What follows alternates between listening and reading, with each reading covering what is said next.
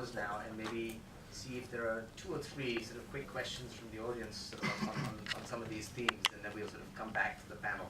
Can we target the multinational companies, what we have done in the Montreal Protocol, instead of this common and differentiated responsibility? I think so it's very difficult to unite this fractured world of developed and developing countries. So we can put the carbon tax on not only on those organizations who are producing the fossil fuel, but also on those who are using it, so that they are encouraged to invest in the new innovations. A number of questions. One to Michael Grubb. Was the 2008 to 2013 plan was followed? Was it delivered? Question to Michele is that, yes, the cities have all these plans. You express the concern about how to scale it up, but how could cities influence firms and individuals to make decisions on energy consumption? Third, to Teng, are you thinking of any kind of a clean coal technology that you keep burning coal, but at least reduce or eliminate as far as possible particulates? Then you can solve local problems and still have the global problem on the right. Everybody spoke on the supply side is what I observed. We seem to be trying to address this issue through fossil fuel consumption, through changes in fossil fuel consumption, new renewable energy, and so on and so forth. All of these measures are long-term measures. These are not measures that will happen in the next 10 or 15 years. The low-hanging fruit really is on consumption. And this is excellent work, actually. This is borrowed from some excellent work done in the UK itself. What it actually shows is that on a consumption basis, UK's emissions are up 47% since 1990, and US emissions are up 44% since 1990. And the bottom 50% of the world, where unfortunately India sits, at the median of the bottom 50%, their relative share of either energy consumption or relative share of emissions is pretty much stagnant over the last 20 years. It hasn't gone. There's a middle 30% of the developing world which is going up, but the bottom 50% is very much where it was in 1990. So is there any view that any of you have on how easy it is to address the supply side? Is it easier to look at the consumption side, if anybody is looking at the consumption side at all, so that the bottom 50% can at least raise their consumption slightly if somebody else gives it up? To my mind, listening to people over the last 30 years, the synonyms between environment to climate. We started with environmental changes and developmental changes affecting environment and lifestyles, etc. But today, in 30 years, I realized that there are 2 major things. One is the static governmental, national level thing that is happening. But what Michael fobbed over was the aviation, which is transnational. And if we were to target that, I think it would perhaps, the databases for airport cities, if you're talking about cities, the consumption of the the aviation industry, aviation has taken it to a new level where what we are still talking about, like carbon footprints and consumptions and all that, I think aviation is a model which is futuristic, which we are living with in the present, and I think that 2050 is a little too far out when things are happening right now in the global scale, and so we need to take perhaps aviation as a model to address all the climate change issues from one nation to another. You consume somewhere else, you produce somewhere else, you pay from somewhere else, and so I think aviation is a very good model to try and understand the whole global scenario. Thank you. I will start with the question about how cities can influence firms and citizens. I think one of the developments that we're seeing at the local level is actually looking beyond the climate action plans. And so again, this move towards strategic urbanism and in this experimentation, cities are working very closely with firms and citizen groups in partnerships. I recently heard a presentation from the planners in the city of Copenhagen where they've adopted a net zero carbon goal. And they're working very closely with a number of clean tech companies, both based in Copenhagen, but who are also linked to other clean tech sort of clusters around the world, South Africa, South Korea, US. and working with stakeholders to try to identify what are the opportunities. So they're really sort of working collaboratively, and that's again sort of a word that you hear on a regular basis in cities. So they're moving in that direction. And then I guess the question, I don't know if this is exactly what you were getting at, but I think one of the things that you find particularly in this transnational climate governance world is having to rethink climate beyond territory. Right, and thinking about carbon flows, and even at the city level, what is a city's footprint? How far does that extend? And I think you're having lots of conversations about that within this sort of new political space. It's sort of challenging. Okay, well, I think if we all try to address all the questions, we'll be here for too long. So let me focus on maybe the second and third. On Professor Kirikara's question. Yes, the first budget was delivered, but more generally, one of the interesting things is, if you look at the UK's first budget, the European first period of its trading scheme, the second period of its trading scheme, you look at the RGGI scheme in the US, you look at the UK's earlier legislation. Somebody correct me if I'm wrong. When we set up these systems, all the political debate was about the costs of meeting these constraints. Similarly on the Kyoto Protocol. What has actually been the problem is the exact opposite. Every system that's been introduced has ended up vastly overachieving the objective at far lower cost than expected, and having to grapple with the problem of a huge surplus and the embarrassment of actually this constraint didn't turn out to be binding. That's the reality of every system that I can think of. Now, a part of that, but only, part of that has been recession, but a bit like US shale gas, don't believe anybody who says, oh, that's the explanation. It's not. It's been vast amounts of things happening in all sorts of directions. If you look at the European experience, it's been a combination of much strengthened energy efficiency policies, more reaction to the carbon price, primarily from an attention effect than otherwise. Boards, it really made company boards sit up and take notice, successive renewable programs, vastly more response to the CDM than expected. All of those just added up to a huge embarrassing surplus, which we don't know how to deal with. European emissions have gone down too much than the system is ever designed to conceive of coping with. Yes, another part of that, coming to your question, is part of it is this gap between production and consumption, and I think that there's a deeper story in here, and it's worth just stressing. To my mind, one thing I observe, having taken some time out to really try and dig through the economics of what we've done and how we've gone about it, what have we learned. It started as seen as an environmental issue. Fairly quickly, people realised, no, it's sort of more of an economics issue. And it was framed as a cost-benefit issue. And frankly, actually, I think what we've really learned, if you really look at it, it's not actually a cost-benefit issue. It's an investment returns issue, and it's a political issue. Now, the politics of how much are you willing to invest, what kind of gambles do you take on the future development of technology, industrial areas, is fairly domestic, and it's constrained by domestic politics.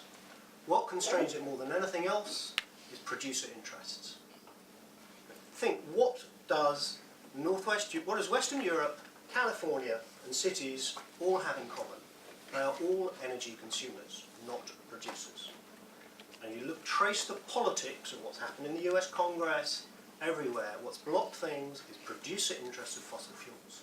This issue is not one where we are optimizing energy systems, it's where we're having to deal with tremendous power of producer interests.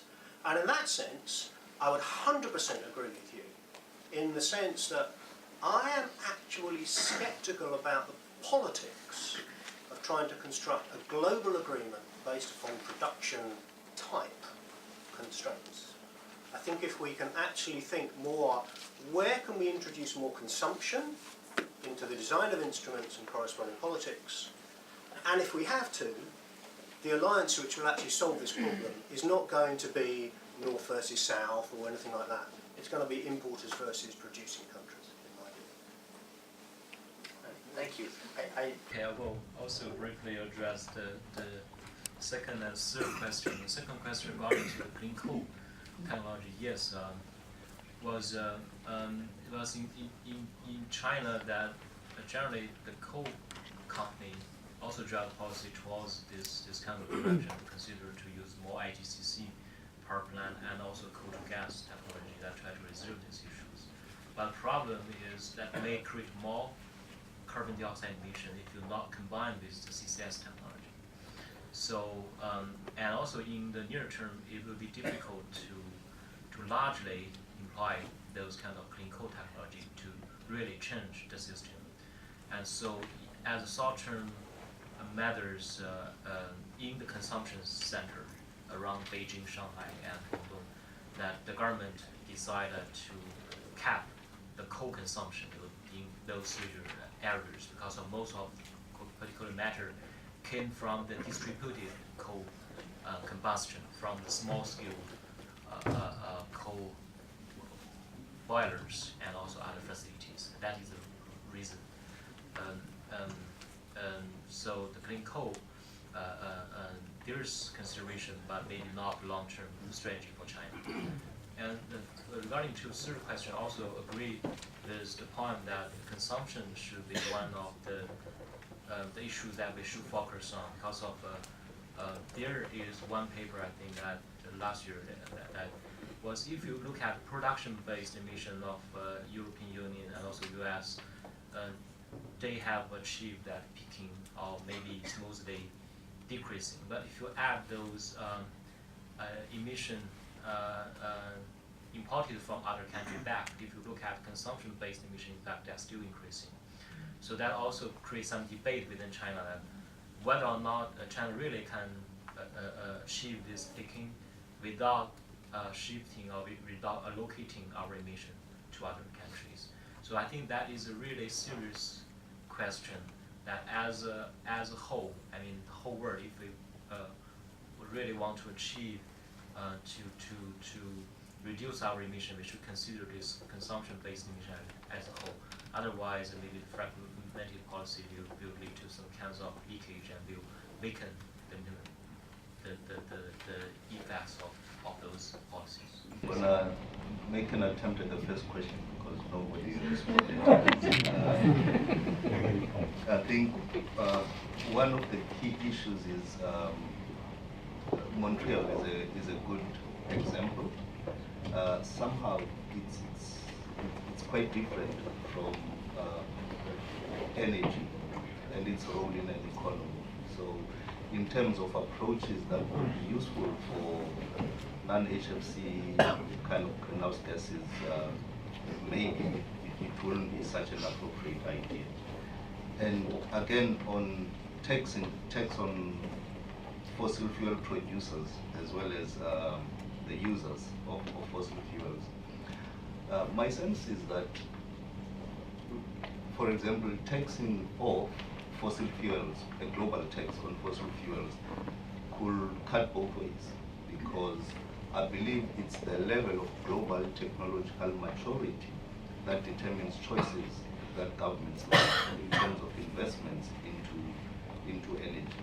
So if one understands that developing countries are at a stage where there's a higher need for investment in industrial energy, which is different from lighting and domestic use, that will actually further skew and make it more expensive for developing countries to achieve their developmental objectives. And from a taxing of user perspectives, again, if you look at countries in Africa, our primary interest is increasing access to energy. So that further makes it a higher burden for governments to deliver on those. So there could be merit in looking at taxation on both users and producers, but I think it has to be carefully designed such that it does not put developing countries at a disadvantage. And I'm tempted to also respond to the consumption dimension of things. Most countries, including South Africa, we've got a demand-side management program that is run by our utility, precisely to ensure that we manage the consumption side of energy within the economy. Of course, the driver was a low reserve margin and rolling blackouts. However, I think all the demand side or the consumption dimensions can help in the redistribution of use of energy within a country. Now, when you look at it at a global level, like if, for example, a developed country implements those, that does not directly translate to space for a developing country, unless in terms of the international agreements that there are, then there is provision for such space that is being created. And that is at the center of the equity debate. It's about how do you, firstly, it raises a question, is the current energy consumption levels or per capita consumption levels of energy in developing countries fair? And on the other side, from the global north side, is that fair? Is it possible with available technologies to achieve what we have without having a real reduction in the north? So I think these are two levels. Domestically, I think it's much easier to have that space being created. Internationally, unfortunately, it's the process that we're in that can assist in that redistribution. Thanks to all the panelists for that, but I think what has emerged from a lot of comments that have been made today was that somehow Copenhagen was one step in which we realized that a quasi top-down system does not adequately work. But one might also argue that with that realization, Durban also recognizes that a complete pledge and review or bottom-up system will not work. And the question will be how. If there was no realization that a bottom-up or a pledge and review system is inadequate, then we wouldn't be negotiating a 2015 agreement. We'll simply come back in 2020 and put numbers as we did in Copenhagen, Cancun, and we move on. But part of the reason why there is still a negotiation is that both systems have got their pros and cons. And one can see the equity reference framework as being one dimension by which the top-down perspective can be brought into the international regime, where the requirements by science as well as equity from a fairness perspective are being brought back into the negotiation process. And effectively there are a few key areas. The first one is that within the equity reference framework there is a definition of what the required global effort is. And up till now, the required global effort has always been defined around mitigation, by how much will we reduce greenhouse gas emissions. However, we strongly argue that adaptation is an integral part of that required global effort, because even though adaptation has been labeled as being implemented primarily from a domestic perspective, it is a global commons problem. So there are international obligations that are even recognized in the convention itself, that there should be support for adaptation in developing countries. So that's the first key distinguishing factor, is that it defines both mitigation and adaptation as part of the effort towards achieving the objective of the convention.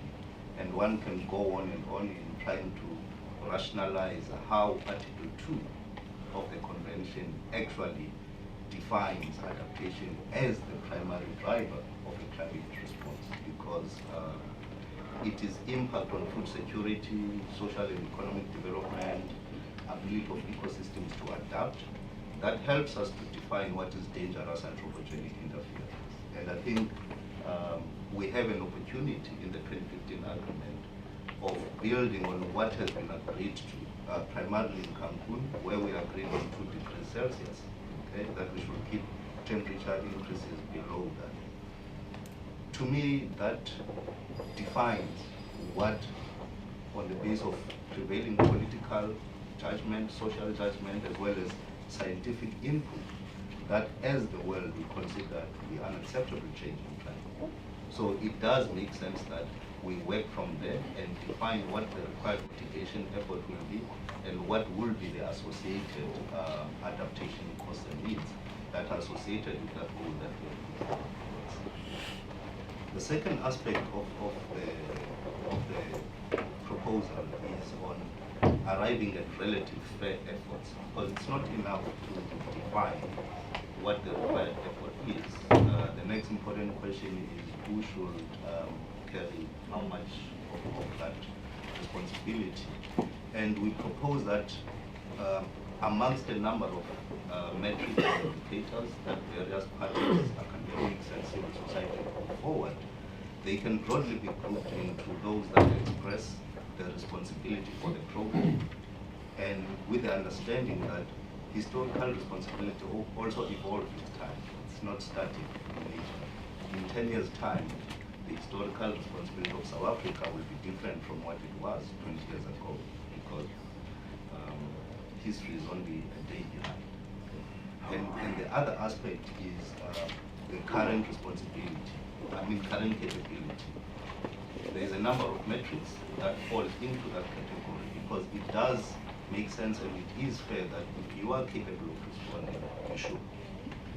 And the third one is the development needs that countries have. We are at different development stages. Countries may have the same historical emissions, the same capability, but different socio-economic development challenges. So all those are put into one pot. And what is critical is that the output is not a prescriptive number of how much to reduce greenhouse gas emissions, but it's primarily to say relative to country X, you should be doing around the same amount or contributing about the same towards that global effort, which is defined in both mitigation and adaptation. And part of the challenges that have, I think, in terms of the Africa Group putting forward the proposals that we have experienced, have primarily revolved around an understanding of, firstly, whether this undermines the annexes that the convention provides. And if I could provide an answer for that, it is that it doesn't. It moves from a premise that the convention provides sufficient guidance on the types of commitments and the form dimension. However, it does not give us sufficient guidance on the magnitude of the contribution. And with the temperature goal having been agreed to, one can be able to start expressing that aspect of it. And then the second aspect is on, these are the challenges that we believe are problematic, has been that there is a sense that it's impossible to negotiate indicators that can define relative fair efforts. And in the concept, we're not proposing that the lot in the UNFCCC does that anyway. It's to say that's not the deep guidance of saying you must consider historical responsibility, you must consider capability and development needs. And then a suite of indicators can be used to arrive at that. So due to time, I see Navroz is a bit... It's a great exposition of a very live issue in the negotiations. It's also something that's been debated here in India, and both Professor Jayaraman and Lavanya have recently written pieces. So I thought maybe we would ask Professor Jayaraman if you wanted to sort of comment on this and India's sort of stance with regard to this debate, particularly coming out of Warsaw for a minute or two.